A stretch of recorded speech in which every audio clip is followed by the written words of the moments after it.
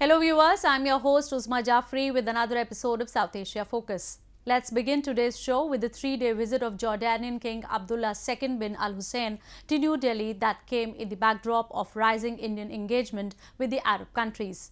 A slew of agreements in the fields of health, medical science, cooperation and assistance in the affairs and others aimed at bolstering bilateral ties was signed between the two countries. A report. Defying the protocol, Indian Prime Minister Narendra Modi welcomed King Abdullah II bin Al-Hussein with a warm embrace in New Delhi. Red carpet was rolled out for the state guest and the entire gamut of bilateral ties was discussed between the leaders of both countries. India and Jordan signed a range of agreements and memorandum of understanding in areas of health, culture, mutual assistance in custom, mass communications and media, and heritage sites of Petra and Agra. Condemning the terrorism in all its forms and manifestation and calling for world peace, King Abdullah II of Jordan said that the global war waged today is not against any particular religion, but against extremism, hate and violence. And the truth is that today's global war against terror is not a fight between different religions or peoples. It is between moderates of all faiths and communities against extremists whose faith is hate and violence. We need to recognize and reject the misinformation such groups promote about Islam, or indeed any other faith. Indian Prime Minister, reiterating his commitment in fighting against the menace of terrorism, underscored the need of education for the eradication of terrorism. आतंकवाद और उग्रवाद के खिलाफ, radicalisation के खिलाफ मुहिम किसी पंथ के खिलाफ नहीं है। यह उस मानसिकता के खिलाफ है जो हमारे युवाओं को गुमराह करके मासूमों पर जुल्म करने के लिए आमाद करती है। योर मैजेस्टी, भारत में हमारी यह कोशिश है कि सबकी तरक्की के लिए सबको साथ लेकर के चले। His Majesty King Abdullah II attended the Jordanian Indian Business Forum, which was held in New Delhi, with the participation of more than 300 businessmen and women, investors and corporate representatives from both countries. Truly delighted to be back here, and I'm truly delighted for the warm welcome that I've been received since my arrival. And I look forward to a new, strong chapter of relationships between our two nations. The forum discussed ways for enhancing cooperation between Jordan and India in a number of areas, especially investment, trade, industry, education, health, agriculture, mining, telecommunications, information technology, tourism and energy. Earlier during the King's visit, Jordan announced the visa on arrival facility for Indians, which will further bolster the tourism and business ties between the countries. A working group will be set up further to elaborate the details of cooperation and to oversee the implementation of the MOUs. The MOU on cooperation and mutual administrative assistance in custom matters will help in the availability of relevant information for the prevention and investigation of custom offences. The agreement is also expected to facilitate trade and ensure efficient clearance of goods traded between the countries. India, which is now growing at fastest rate in the world, has taken some giant leaps in its diplomatic engagements too. It has not only been successful at improving ties with other countries, but has attracted huge investments in recent history. Moving on to Pakistan, where the government's lies were exposed following the emergence of several videos showing completely operational offices of banned terror outfits, Jamaat-ud-Dawah and Falah-e-Insaaniyat Foundation. We have this exclusive story.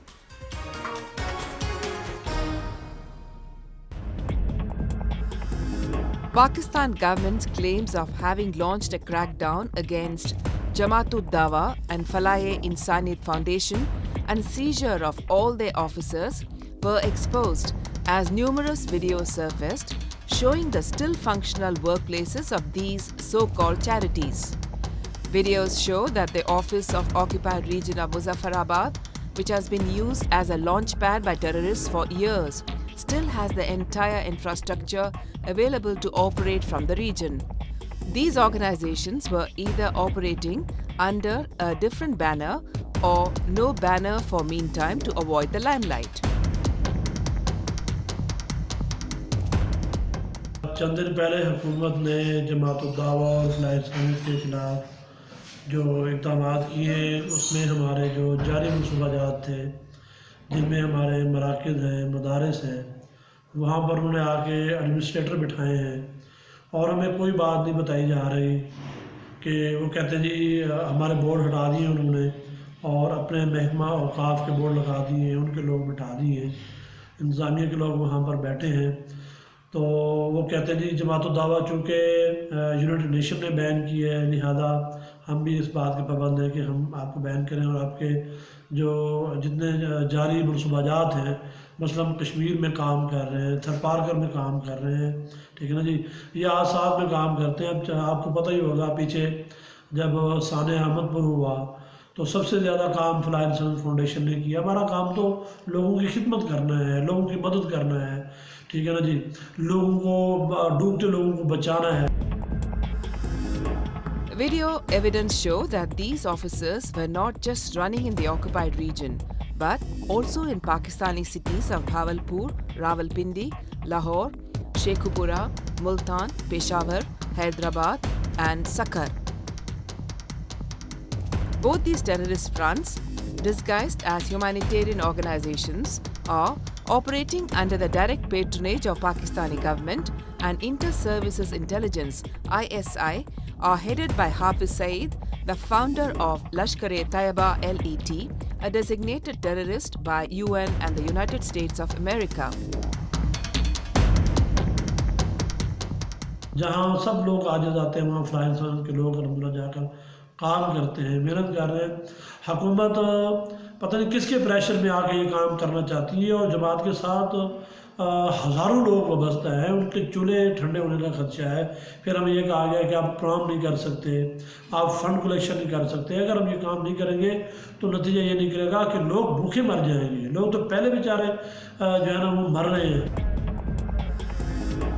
Pakistan, in order to avoid being named in the watch list of Financial Action Task Force (FATF), had scripted a plan of banning these organizations, asking them to reduce their activities on ground and hand over ambulances to government authorities and remove name boards from its premises. However, Pakistan faced a huge embarrassment after the global money laundering watchdog put Islamabad back on its terrorist financing watch list after an interval of nearly 3 years. It comes as a major setback to Islamabad, as the move could seriously hurt Pakistan's economy by making it a pariah state in the global financial systems. Pakistan today stands at the cusp of getting declared a terror state and is rapidly losing all of its allies and friends. Moving on to Afghanistan, where in a major turn of events, Afghan President Ashraf Ghani made a reconciliation offer to Taliban on the sidelines of the Kabul peace process held in capital city of the country. The decision came in the wake of a terror spate unleashed by the deadly group, killing hundreds in recent weeks. Ghani announced some unprecedented and extraordinary deals and offers in the hope of bringing the group to join his government's endeavor in restoring peace to the country. A report. Ashraf Ghani, reaching out to the insurgent group of Taliban, offered it a status of a political group through a proposed political process that could lead to talks ending more than 16 years of war. President Ghani proposed a ceasefire and a release of prisoners. He also said he would be ready to accept a review of the constitution as part of a pact with the Taliban, who have so far refused to accept direct talks with the government of Kabul. Speaking at the conference, he proposed measures including a ceasefire and prisoner swaps. In return, the Taliban would need to recognize the Afghan government and respect the rule of law. موږ دا وړاندیز له کوم مخکني قید او شرطه پرته د سولې موافقتنامې ته د رسیدو په خاطر څه لاندې موارد رانغاړي وړاندې کوو. He asserted that the offer was unconditional as Kabul sought a peaceful Afghanistan which got severely damaged in the years of war. طالبان مشرتابه او هر طالب نن فیصله تاسو پلاس کی. Ghani said the process would be accompanied by coordinated diplomatic support, including a global effort to persuade neighboring Pakistan, which Kabul has regularly accused of aiding the Taliban. He renewed an offer of talks with Pakistan, which rejects the accusation and points to the thousands of its citizens who have been killed by militant groups over the years. Under previous initiatives of Kabul, some former Taliban members surrendered, but that didn't affect the strength of the group, and it has grown rapidly since the NATO forces left the country, and as per the latest reports, Taliban controls around 70% of the country. Tens of thousands of people, combatants and civilians have been killed in Afghanistan since US-led troops drove the Taliban from power in 2001.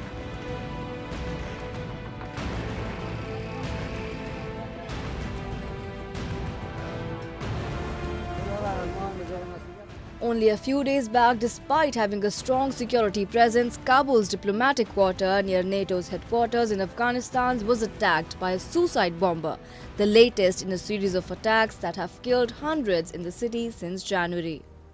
Afghanistan's president approved a new security plan for Kabul, but it is not clear what further steps can actually be taken to protect the city of 5 million people. It also came the same day that 18 Afghan soldiers were killed in a separate Taliban attack on a remote army post.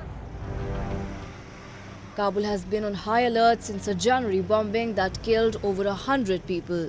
However, it has not been able to contain the insurgents.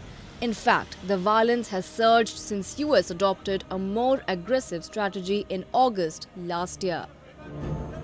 The United States last year stepped up its military assistance to Afghanistan, notably through a sharp increase in airstrikes with the aim of breaking a stalemate with the insurgents and forcing them to the negotiating table. However, not much of success was achieved as Taliban only grew stronger with more and more territories coming under its control. Islamic State's Afghan affiliate has become more active too, claiming several recent attacks. The Taliban, which has been fighting in Afghanistan since its ouster in 2001 by US-led forces, have offered to begin talks with the United States but have refused to negotiate with the Kabul establishment. Now it's to be seen if they change their stance following the offer made by Ashraf Ghani. We are now joined by Ajay Sahni, a counter-terrorism expert, to speak more on the issue. Mr. Sahni, how do you see this major shift in Kabul's stance, where it is ready to recognize Taliban as a legitimate political group? And what reaction is expected from Taliban this time? I do not regard this as a very major shift. Offers of this nature have been made before. The Afghan government has repeatedly been willing to engage with the Taliban, not only within Afghanistan but on neutral ground. An office of the Taliban had been set up at one stage in the UAE. And the Afghan authorities were willing to talk with through intermediaries, Western intermediaries. So there is no idea that Afghanistan has abruptly altered a long-standing policy of not talking to the Taliban. They have always been willing to talk to the Taliban. As far as the Taliban is concerned, it is unlikely that they will make anything more than a tactical concession on such an offer, which means they will engage in talk, seek the legitimacy of a political group, but will not in any manner scale back their violence, because they realize very clearly that it is only through their violence that they would be able to secure a space on the negotiating table, and more importantly to secure dominance on the negotiating table. So I see the Taliban responding to the extent that they are willing to engage in this process. They would do so tactically to secure advantages essentially for their ongoing war. What role of US do you see in this offer coming to the table, as it has lost a lot of men and money during the course of war and there is no solution in sight? You see, the United States has always been in favor of a negotiated settlement because they don't have the stomach for war. They have got into something that they are now just looking for a way out. They have constantly been saying that the Taliban must be engaged, that the Taliban must be spoken to, and of course they will also retain the or reserve the right to continue with their drone campaigns, their bombing campaigns, and their collaborative operations against the Taliban alongside the Afghan National Security Forces, because like the Taliban, they are not going to cede space just because a negotiation has started.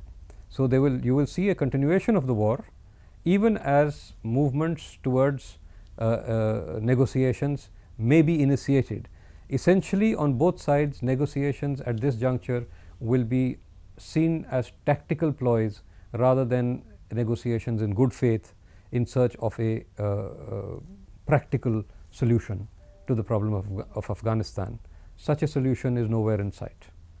Do you think Pakistan can be trusted at a time when it stands on the cusp of getting declared a terrorist country, especially after being put on terror financing watch list by Financial Action Task Force? Nothing in Pakistan's present or past conduct suggests that it is willing to abandon its larger interest in destabilizing Afghanistan.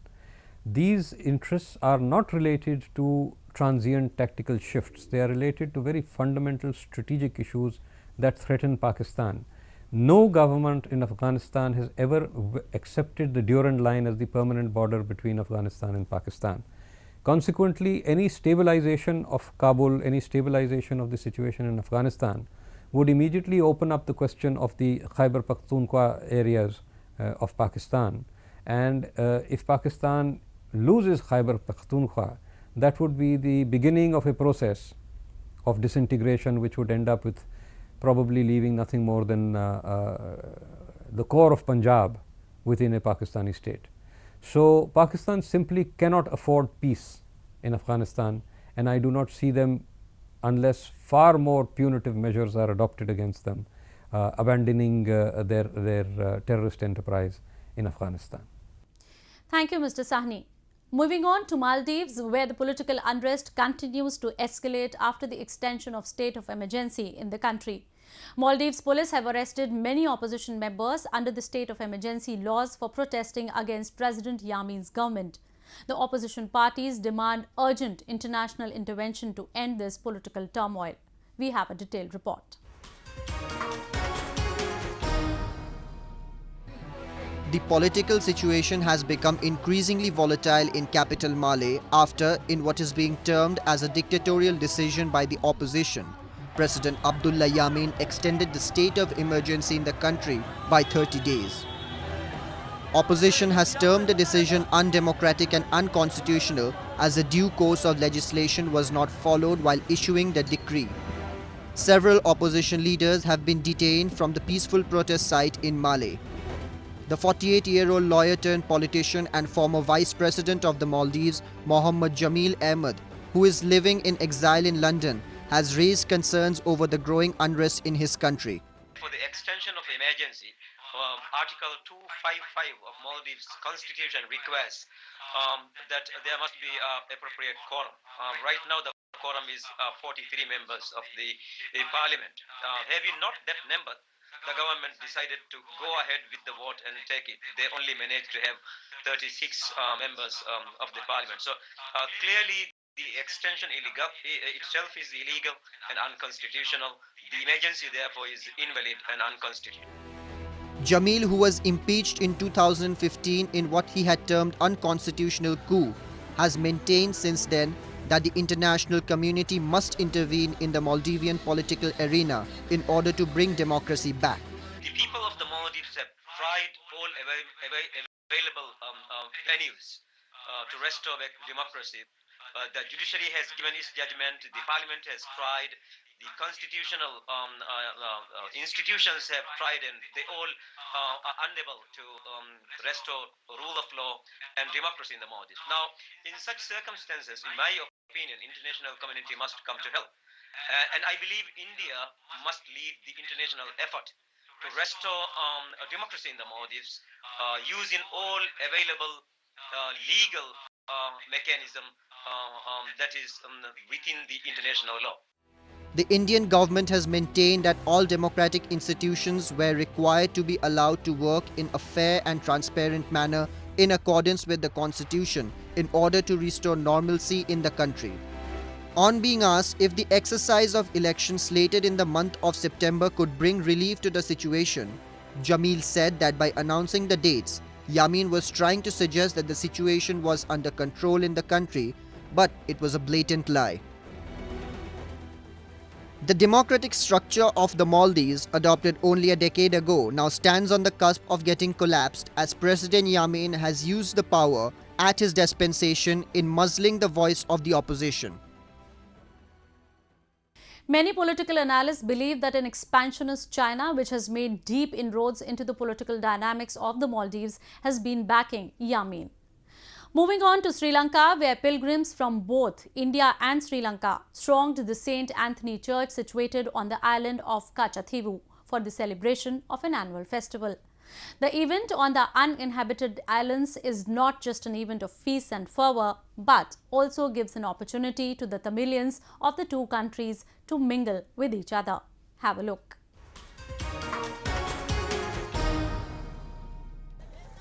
Thousands of Catholic pilgrims from India and Sri Lanka tread hundreds of kilometers of Indian Ocean waters to join the annual celebrations on Kachatheevu Island in Park Strait under Sri Lankan administration.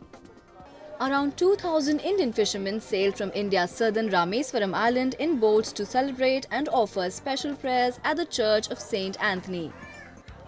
The festival witnessed a flag hoisting ceremony on the flagpole donated by Indian devotees. The island, which remains deserted for most of the time of the year, witnesses the arrangements of feasts, shelter and security made by the Sri Lankan Navy. நாங்கள் கொழும்புல இருந்து வந்திருக்கிறோம். நாங்கள் பிறந்தது இங்கே நடந்துக்கும் வளர்ந்தது ஃபுல்லாக அங்கே இங்கே ஃபர்ஸ்ட் டைம் வரோம். சரியான சந்தோஷமாக இருக்குது. இந்தியன்ஸையும் ஸ்ரீலங்கன்ஸையும் ஒரே இடத்துல பார்க்குறதுக்கு ஒரு இந்தியா வந்த ஃபீலிங் மாதிரி இருக்குது எங்களுக்கு. சரியான சந்தோஷம். This year, the High Mass was conducted by Bishop of Jaffna, Right Reverend Dr. Justin Bernard Nana Pragyasam. Tamilians from both countries, although separated by the constrained geographical boundaries, share a common culture and are always excited meeting people from other side. சீனி கற்பன் படையாட்சியில் முதல் கச்சதீவில் வந்து 100 ஆண்டுகளுக்கு முன்பு அந்த கோயிலை கட்டுறாங்க. அதற்கு பின்பாக 1950 வந்து தமிழக அந்தோணியார் பக்தர்களால் வந்து அது ஓட்டுக்கொட்டையாக மாற்றப்படுது. Sinhalese Bishop Raymond Wickramasinghe, who participated in the church festival for the first time, offered his heartfelt condolences against the atrocities faced by the Tamils from the Sri Lankans. He also urged everyone to look forward to new beginnings. நடைபெற்ற எல்லாவிதமான துன்பங்கள், துயரங்கள், அழிவுகள் எல்லாவற்றையும் ஆயர் அவர்கள், சிங்கள ஆயர் அவர்கள் ஏற்றுக்கொண்டு அதற்காக மன வருத்தத்தை வெளிப்படுத்தினார்கள்.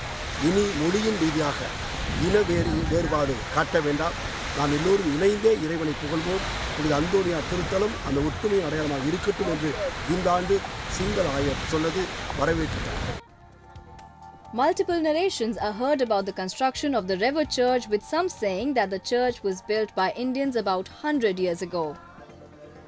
The church, reconstructed by the Sri Lankan Navy, was handed over to Roman Catholic Diocese of Jaffna in 2016 and hosts primarily fishermen devotees from the island nation of Sri Lanka, as well as India's southern Tamil Nadu state.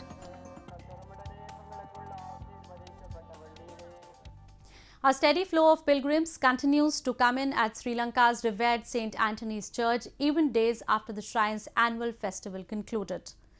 With that, we come to the end of this week's episode. Goodbye and take care.